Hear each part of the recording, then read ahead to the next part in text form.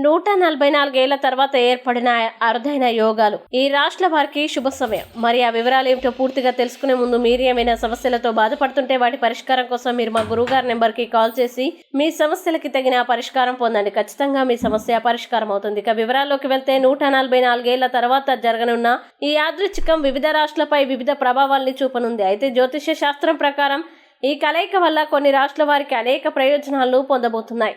అందులో ముందుగా మేషరాశి రాశి వారికి ఏర్పడనున్న యోగాల వల్ల గ్రహాల స్థానం మేషరాశి వారికి శ్రమకు తగిన ఫలితాలను ఇస్తుంది. వీరికి విశ్వాసం పెరుగుతుంది. మేషరాశి వారికి ఈ సమయం వ్యాపారానికి కూడా లాభదాయకంగా ఉంటుంది. ఈ కాలంలో వృత్తి, డబ్బు, కుటుంబానికి సంబంధించిన సానుకూల ఫలితాలని పొందే అవకాశం ఉంది. అలాగే ఈ అరుదైన యాదృచ్ఛికం కారణంగా కోరికలు కూడా నెరవేరుతాయి. అలాగే సింహరాశి రాశి వారికి శుభప్రదంగా ఉంటుంది. మీరు కొత్త అవకాశాలని పొందే అవకాశం ఉంది. మానసిక ప్రశాంతతని పొందుతారు. సింహరాశి వారు కెరీర్లో విజయం సాధిస్తారు. అలాగే ఈ సమయంలో మతపరమైన కార్యకలాపాలపై ఆసక్తి పెరుగుతుంది. కుటుంబ మద్దతు పెరుగుతుంది. సింహరాశి వారికి పెండింగ్లో ఉన్న పనులు పూర్తి చేస్తారు. అలాగే మకర రాశి ఈ రాశి వారికి ఈ సమయం చాలా శుభప్రదంగా ఉంటుంది.